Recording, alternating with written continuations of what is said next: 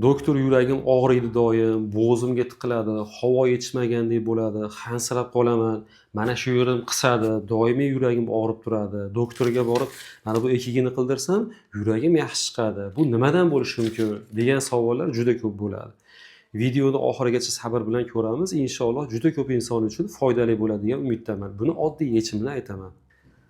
Xo'p, bizni yuragimiz shunday organki, qonni mana shunday qisqarish vaqtida butun organizmga jo'natib beradi va organizmni ozg'i modda kislorod bilan ta'minlaydi. Undan tashqari o'pka bilan yurakni orasida ham tomir bor. Unda yurak o'pkaga qonni haydaydi.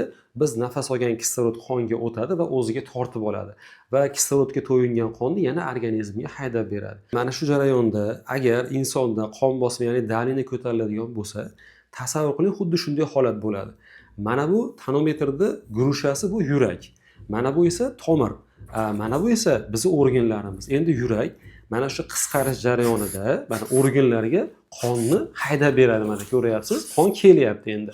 Mana shu tomir orqali haydab beradi. Endi qon bosim ko'tarilganda insonda, ya'ni dalini ko'tarilganda, mana bu tomirlarning devorlari qattiqlashib, kerak bo'lsa torayishi mumkin tomir. Shunda yurakka nisbatan bu tomirlarning qarshiligi ortib ketadi. Endi ana shu qarshilik qanday bo'ladi? Tasavvur qiling, mana qo'limda ezdim.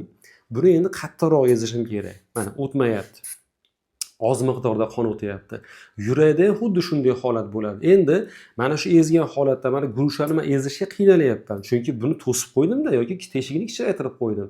Endi mana bu qo'limga kuch kelyapti. Endi tasavvur qiling, mana shu qo'lga kelayotgan kuch mana bu yurakni kichkinagina nozik muskullariga keladi. Natijada yurak zo'riqib ishlaydi. O'zidan ortiqcha yukni olishga majbur bo'ladi. Endi zo'riqib qattiq ishlaydi va zo'riqishni hisobiga muskullarda, ya'ni yurakda og'riq paydo bo'lishligi mumkin. Endi og'riqni sababini tushundingiz. Endi hansirash qayerdan kelib chiqadi? Havo yetmasligi qayerdan kelib chiqadi? Endi bu yurak mana bu organlarga berayotgan qon tomirlaridan tashqari bizni avval aytganimizdek o'pkamiz bilan yurakning orasida ham tomir bor. Endi tasavvur qiling, ana shu tomirda ham qon bosim ko'tarilgani hisobiga torayish yuzaga keladi. Endi xuddiki mashinalarda probka paydo bo'lganda singari probka paydo bo'lib mashina yurish sekinlashadi-yu, yurak bilan o'pkani orasidagi qonni almashinuvi ham sekinlashadi. Biz nafas olamiz, o'pkaga kiradi.